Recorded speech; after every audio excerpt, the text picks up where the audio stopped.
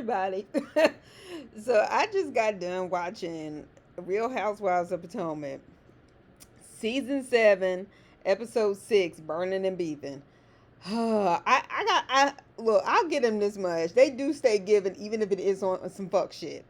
Anyway, they pick up where they left off last week, with the burn session.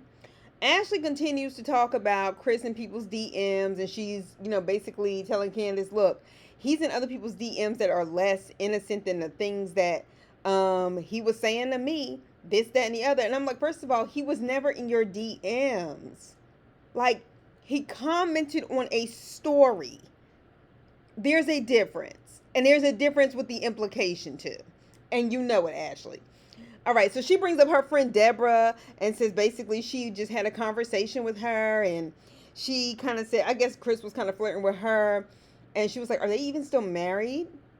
And they showed a flashback. Is it just me, or it looks like Chris was almost in the same place that whole goddamn party, and he was paying nobody any fucking attention at all? Like, he wasn't talking to anybody. He wasn't fucking with anybody. Hell, he wasn't even looking up half the time. I'm just like, why? You can tell this is a setup and it's fucked up. And it's a fucked up thing to accuse someone of. Okay? And yes, I am going in.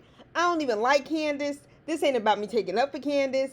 And I feel like I'm in a position that I really don't like to be in. And that's taking up for somebody I don't fucking like. But y'all wrong as fuck for what y'all doing. That shit's fucked up.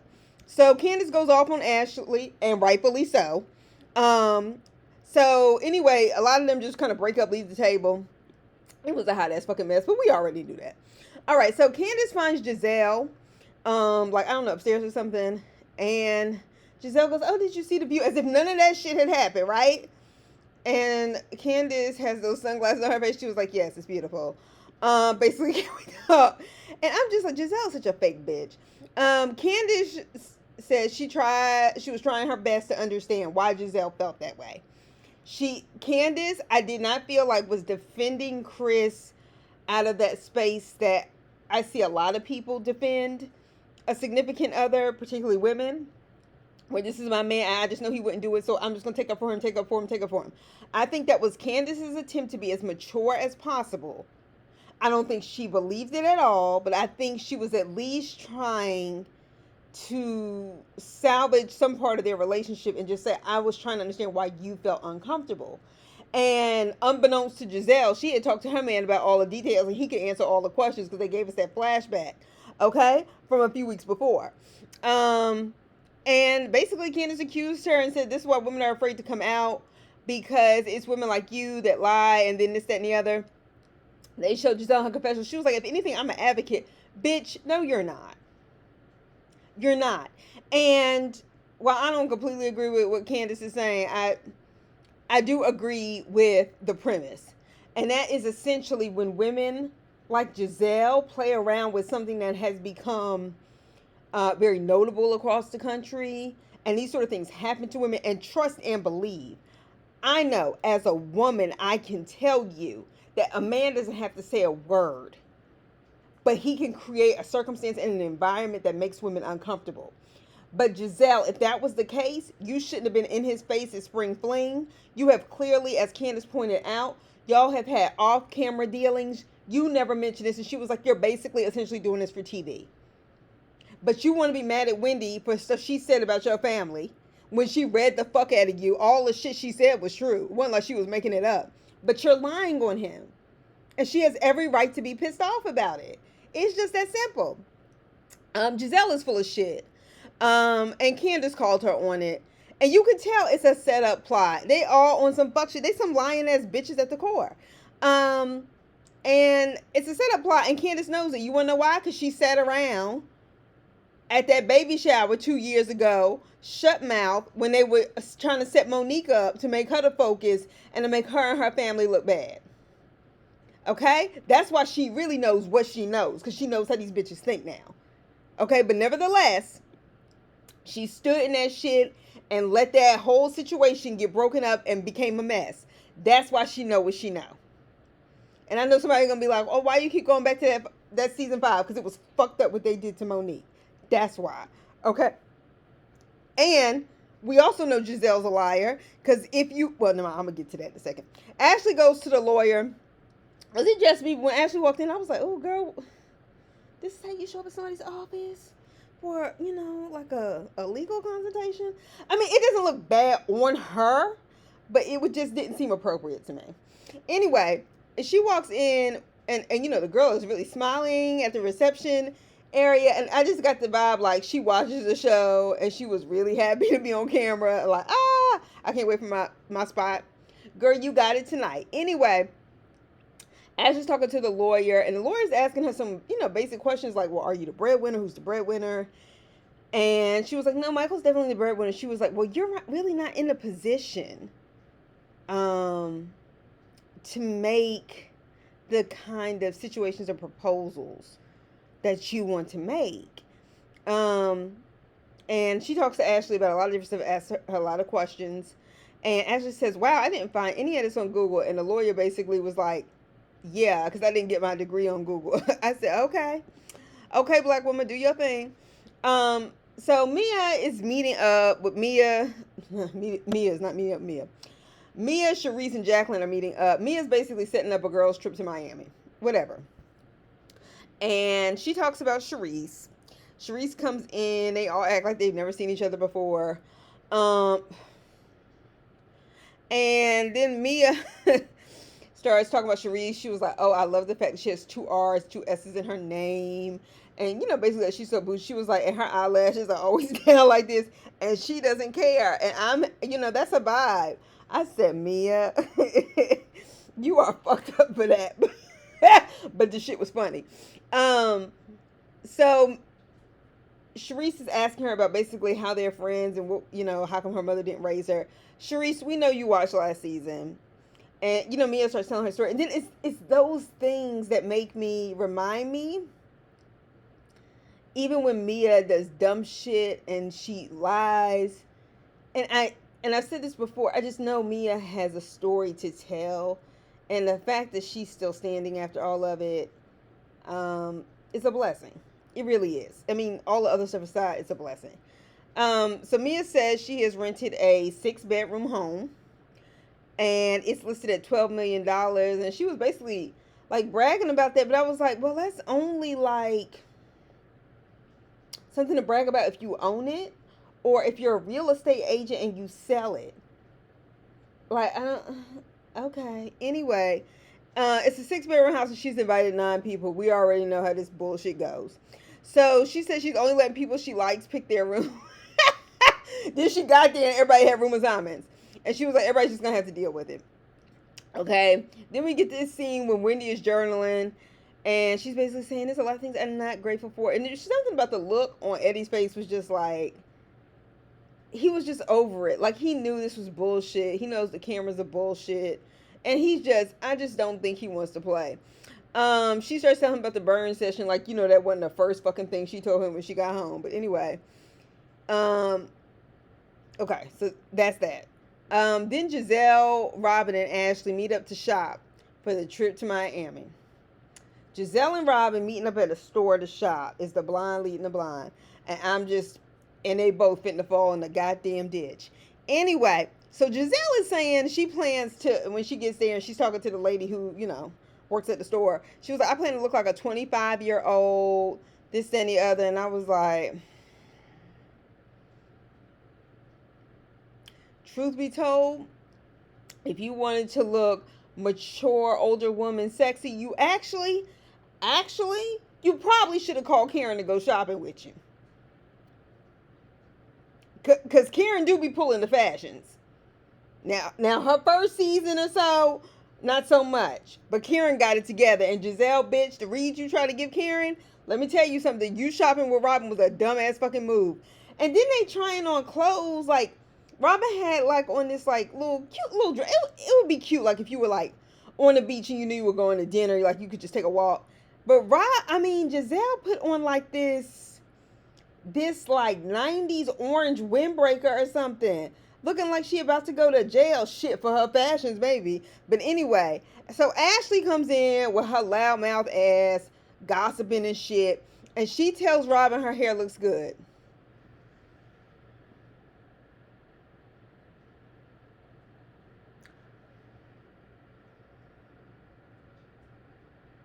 Ashley, you could have just said, oh, Robin, you changed your hair.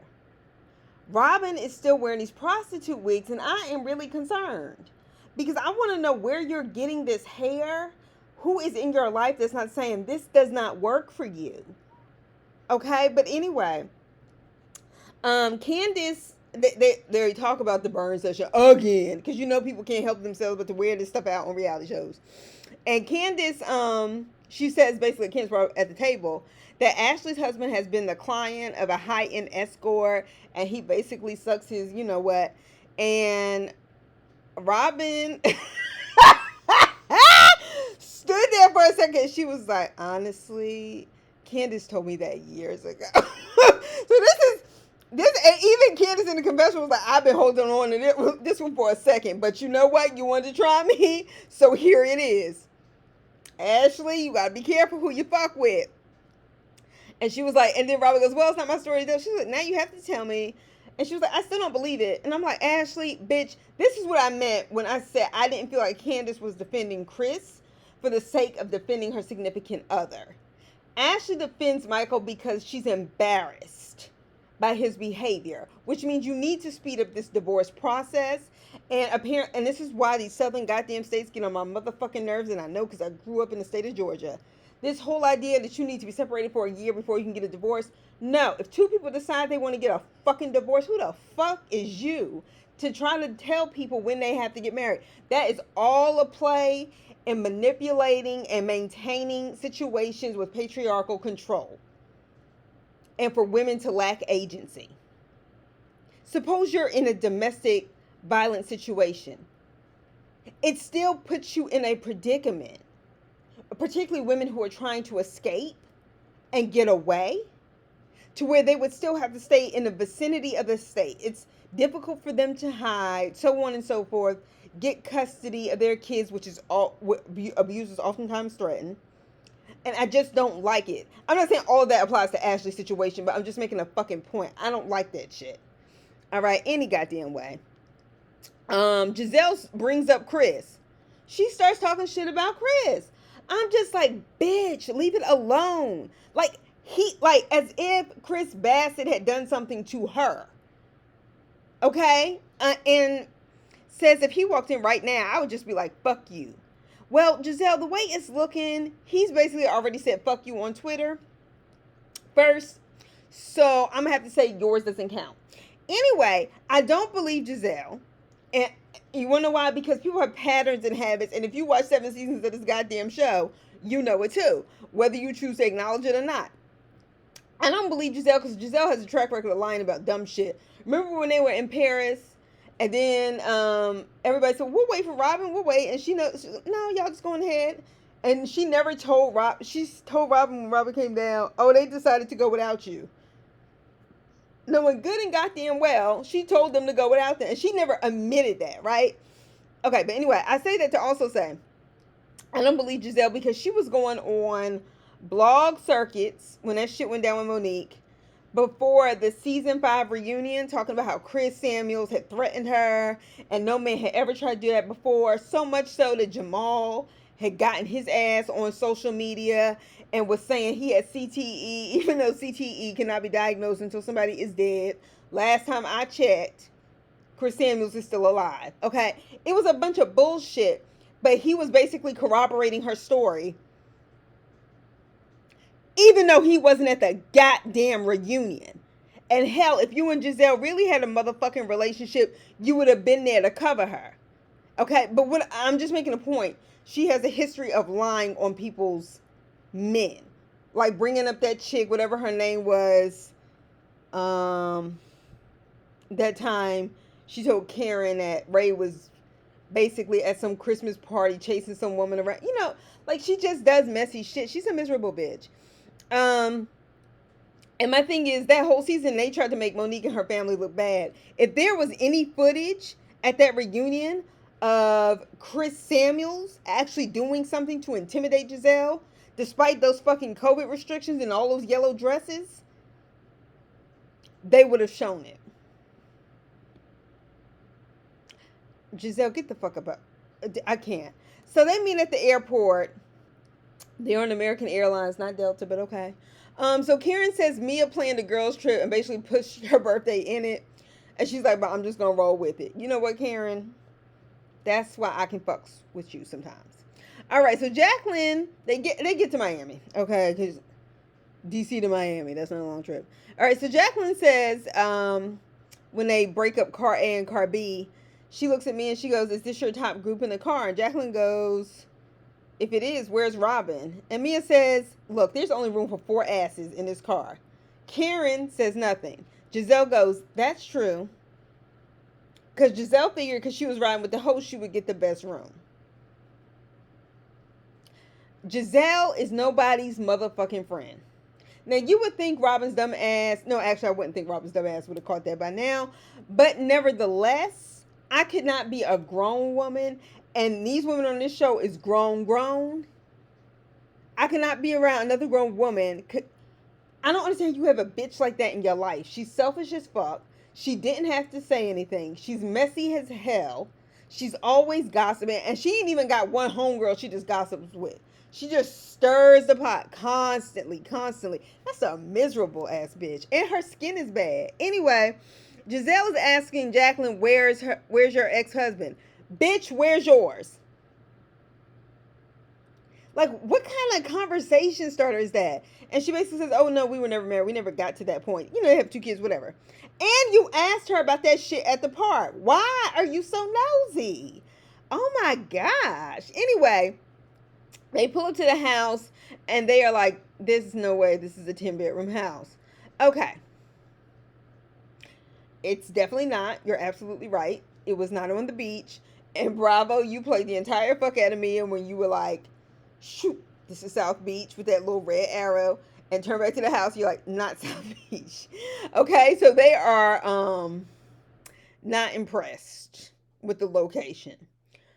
But in response to that, I have two things to say.